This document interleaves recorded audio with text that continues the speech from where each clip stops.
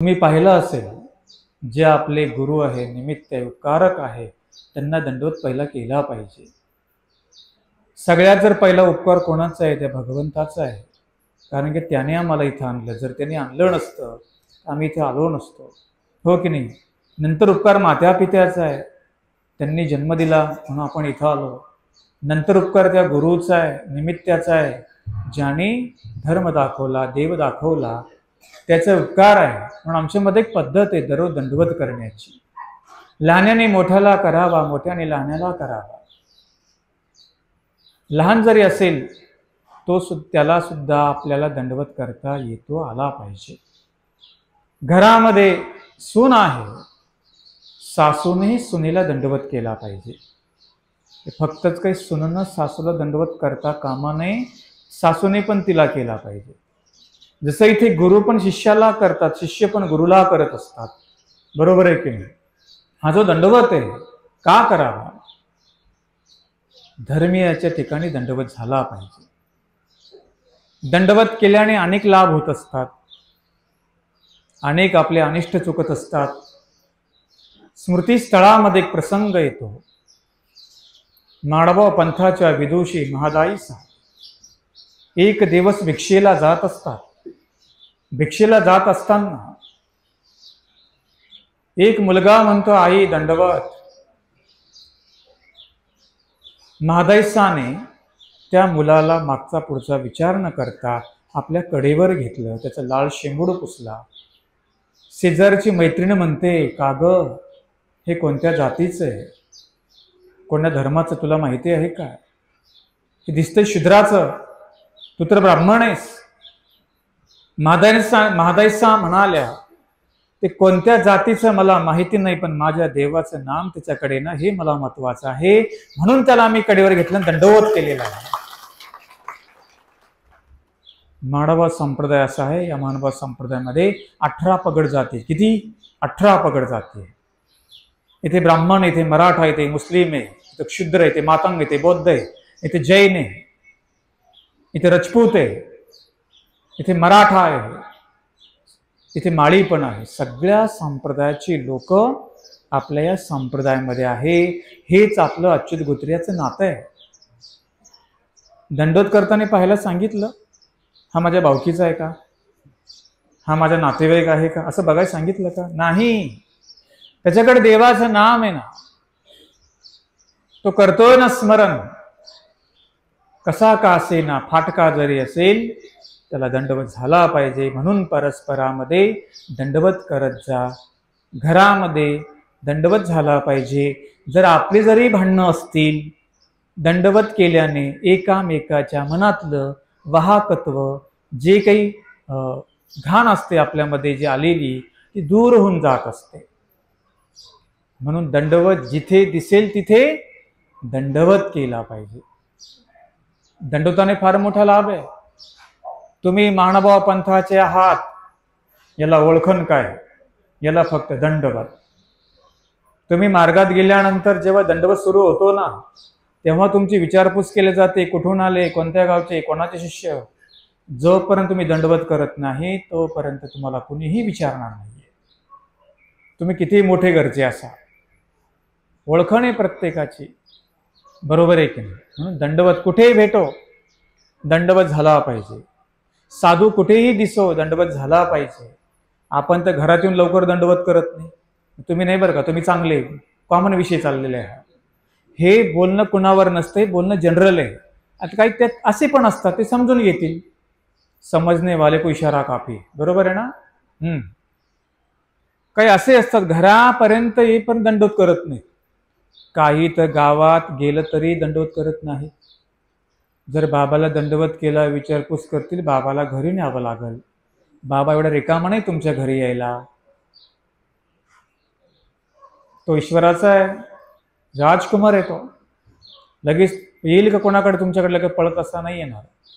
जो राजकुमार तो येणारच नाहीये, त्याला त्याच्या मर्यादा आहेत, बरोबर की नाही? धर्मातले बारकावे असे असतात, जरी तुम्ही आम्हाला डाव्या हाताने पदार्थ दिला तरी तो घेऊ नये. दुसरी गोष्ट, जरी तुम्ही आम्हाला अनादरपूर्वक पदार्थ दिला त्याचाही घेऊ नये, किती मोठा असेल तो त्याच्या घरचा, पण त्याला जर श्रद्धा नसेल, खाऊ घालण्याची भावना नसेल, घमेंड असेल, त्याचाही पदार्थ घ्यायला सांगितला नाही. आमचे भाष्यकार म्हणतात, तयासी प्रीतीना, तयासी संगना, तयासी सांगातना, तयासी भेटना, तयासी जवळीकना, तयासी शुश्रूषाना. कोणाची? ज्याला धर्माविषयी काही आदर नाही त्याची जवळीक पण नाही करायला सांगितली. त्याला आवडच नाही, मग कोणी साधू जरी असला पण त्याला आवड नाहीये, त्याची पण जवळीक नाही करायला सांगितली. नामधारक जरी असेल पण आवड नाहीये, त्याची जवळीक नाही करायला सांगितली, त्याचा पदार्थ नाही घ्यायला सांगितला, त्याच्या घरी पण जायला सांगितलेलं नाही. हे धर्मामध्ये सांगितले. जो प्रीती करतो, जो प्रेम करतो ना, त्याचा पदार्थ घ्यायला सांगितला, त्याच्याकडे जायला सांगितलं, त्याच्यासोबत उठा बसायला सांगितलेलं आहे. तुम्ही किती करोड आहात हे महत्वाचं नाहीये, तुमच्याकडे भाव आहे का, ही गोष्ट फार महत्वाची असते लक्षामध्ये. आणि म्हणून उठी बसीचं ज्ञान आमच्याकडे फार महत्वपूर्ण असतं. जसं तुम्ही आता पहिल्या दिवशी बसून होता, पण नंतर कळलं की बाबा बसलेच नाही, आपण कसं काय बसलो, मग तुम्ही उठून उभा राहिला. जोपर्यंत मी बसलो नाही तुम्ही बसला का? नाही बसला. अज्ञान दूर झालं की नाही आपल्यामधलं? आता काही कधी मी रस्त्याने चालतो, काही पुरुष आहे, काही महिला आहे, म्हाताऱ्या आहेत, लगेच उठण्याचा प्रयत्न कर, मी म्हणतो बसा. त्यांनी आदर तर केला की नाही? आणि एखादी तरुण तोंडाकडे पाहते अशी. ज्ञान फार महत्वाचं आहे. उठी बसीचं ज्ञान आपल्याला असल्याशिवाय आपण पुढे जाऊ शकत नाही. जसं आपण शिकलो की नाही पहिल्या दिवशी, डोक्याला बांधाय, मला पुन्हा सांगावं लागलंच नाही. काल मी व्यापाराची घोषणा केली, आमच्या माऊले लगेच फडा घेतला आणि सगळंही त्यांनी साफ केलं. घाण करणारे घाण करतच असतात, आपण काय करायची असते, ती साफच करायची असते. इथे केलेली सेवा कधीही व्हायला जाणारी नाही. मी तुम्हाला सांगितलं, इथं येऊन ज्याने फक्त काऊन झोपा काढल्या ना, त्याला पुढे बैल होऊन फिरावं लागणार.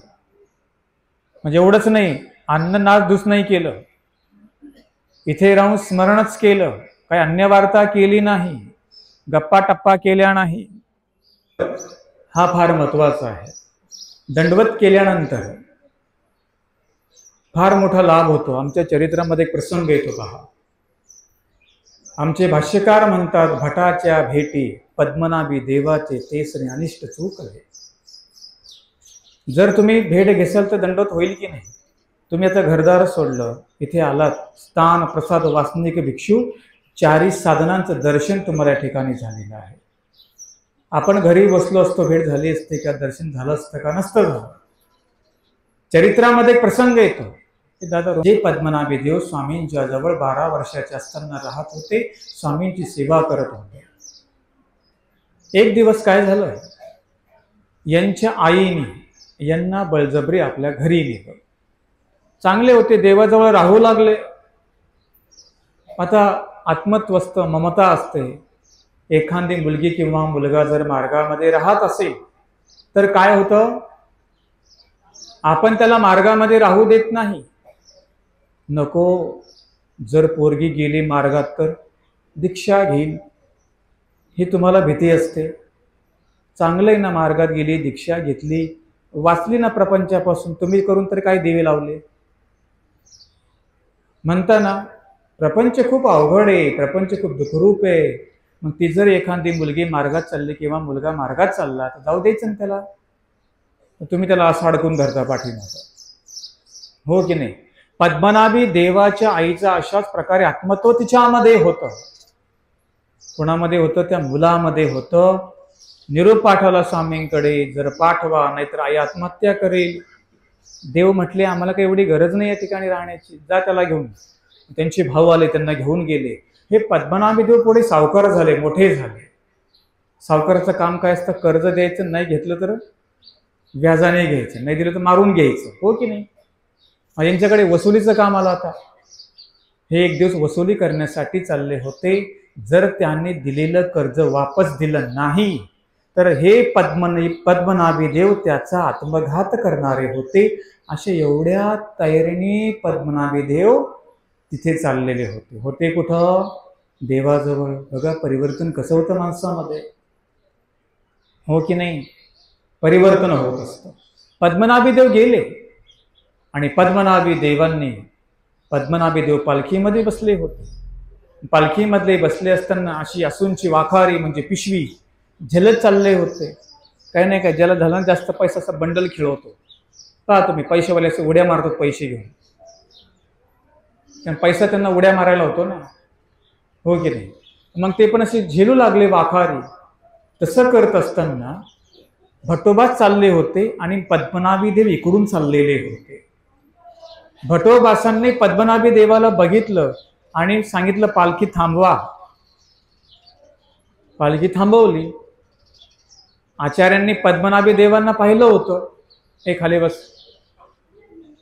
पाहिलं होतं. कोणी? पद्मनाभी देवांनी पद्मनाभी देवाला आचार्यांनी पाहिलेलं होतं. अरे हा तर पद्मनाभी देवाकडे होतंय की काळी कुठे चालला पालखीमध्ये बसून. भट्टोबासांनी पालखी थांबवली आणि भट्टोबासांनीच पद्मनाभी देवाला दंडवत केला. आता भट्टोबास कुठं, पद्मनाभी कुठं, काही लागतं का?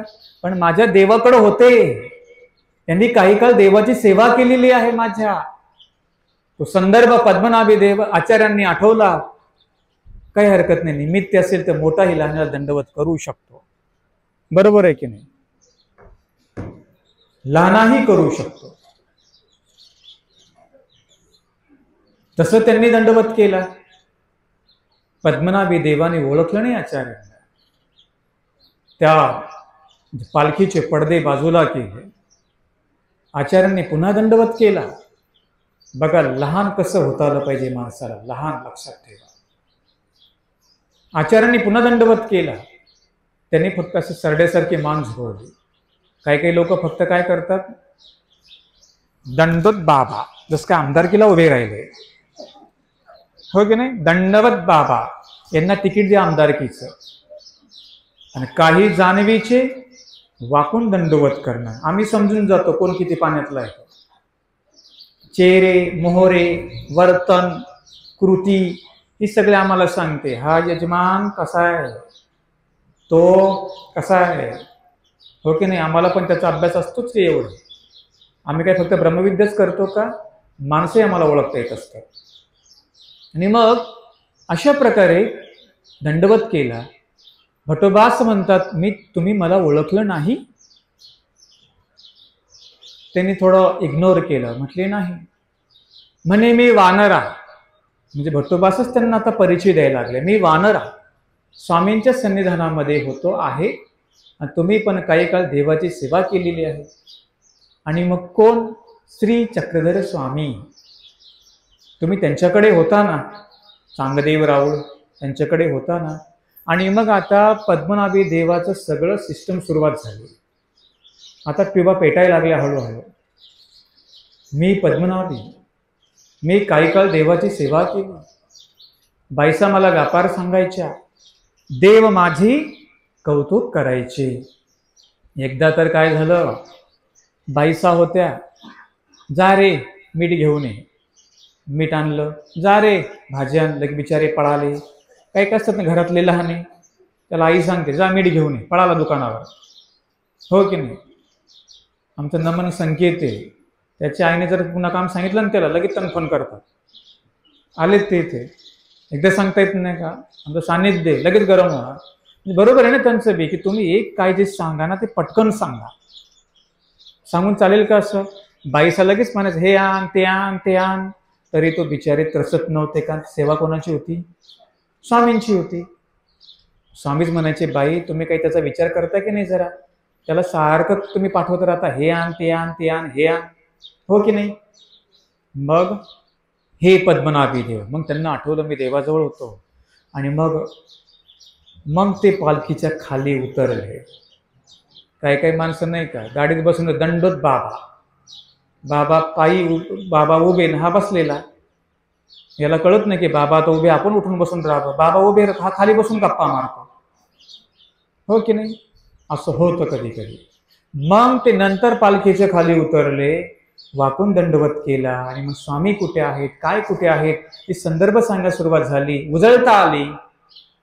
आणि मग सगळी चक्र फिरली आणि आता म्हणाले आपण ज्या कार्यासाठी चाललो होतो त्या कार्याला आपण जायचं नाही, कारण की ज्या देवाकडे मी राहिलो त्याने मला अहिंसा परमधर्म शिकवला, मी त्या देवाचा भक्त आहे, हे काम करू शकतो, मी कुणाचा जीव घेऊ शकतो, मी कुणाला मारू शकतो. म्हणून आपल्या संप्रदायामध्ये उपदेश देत असताना एक पथ्य ते म्हणजे हिंसा करायची नाही. म्हणजे काय करून घेतात, तुम्हाला शाकाहारी करून घेतात. बरोबर की 2 पायाची 4 पायाची हिंसा आहे का आपल्यामध्ये? निषिद्ध आहे, हिंसा नाही करायची. आणि मग ते आता आपल्या घराकडे गेले पुन्हा. मग स्वामींच्या भेटीसाठी पुन्हा आचार्य आले, श्री नागदेवाचार्य आले. म्हटले जीजी देवा तुमचा जुना भक्त पद्मनाभी देव मला भेटले होते, पण त्यांनी मला पहिलं ओळखलंच नाही देवा. आणि मग सगळी स्टोरी भटोबासांनी श्री स्वामींना सांगितली. आणि मग स्वामींनी त्याच्या पाठीमागचं गांभीर्य काय आहे ते देवानी भटोबासांना सांगितलं. स्वामी म्हणाले बरं झालं तुमची भेट झाली, नाहीतर आज पद्मनाभी देवाकडून फार मोठं अनिष्ट घडलं असतं. म्हणजे काय, एका माणसाचा वध झाला असता, आत्महत्या घडली असती. ज्याने माणसाचा वध केला त्याला 13 भेदी नरक, किती 13 भेदी नरक त्याला होत असतात. त्याला कुठेच सुखाला जागा नसते. बाकी तरी कुठे जागा भेटल, पण नित्य नरक याला कुठे जागा नाही. जडत्व ज्याला म्हणतात, जडत्व म्हणजे एका छोट्या अणुरेणूमध्ये त्या जीवाला देवता संपादकत्व करत असते, त्याला म्हणतात जडत्व. पंडूराजा कुठे ठेवला होता? पायरीत ठेवला होता. म्हणून सांगितलं त्या 100व्या पायरीवर तुझा बाप आहे, तिथे पाय ठेवू नकोस. गोपालकृष्णांनी अर्जुनाला सांगितलं होतं. हे जडत्व दुःख असतात. आमच्या श्री स्वामींनी बेलापूरला लीला केली. कशाची? वज्रीची. वज्री घडवणे, वज्री म्हणजे वीट. घडवली ना वीट. काय होतं तिथे? जडत्वेचा जीव संपादकत्व होता. त्याला समन दिलेला आहे परमेश्वराने, त्याला दूर केलं तिथून. नीतिमत्त नियम नाही, तो समर्थवाद आहे परमेश्वराचा. एखाद्या जीवाला नित्य नरक झाले तर परमेश्वराने त्याला हे करावं, ही नीती नाही, पण हे परमेश्वराचा समर्थवाद आहे, हे लक्षामध्ये ठेवा. म्हणून हत्या घडता कामा नये. प्रतिकारण तर अशी जाते. आपण म्हणू ना मुंगीस तर मेली, काय होतं? मग मुंगळा मारू, मारता मारता मग मोठी जनावर मारू, मग माणसालाही मारू. तृणा मुंगीची हिंसे ते काठिन्य मानसे, ते बीज जाई अविनाशी नित्य नरकासी. म्हणून छोट्या चुकांकडे दुर्लक्ष करू नका. आज काय होतं, नामधारकाकडे पाय झाला तो काय साधू आहे का? उद्या भिक्षूकडे पाय करसाल तो काय म्हणतय का? उद्या महंताकडे पाय करसाल तो काय देव आहे का? उद्या देवाकडे पाय करसाल मग देव काय पाहतो का? कशी गत होईल आपली? कठियाची. 2 कठिये, हो की नाही? कीर्ती कठिया आणि एक नसुद्धा कठिया. कठियासारखं नाही झालं पाहिजे.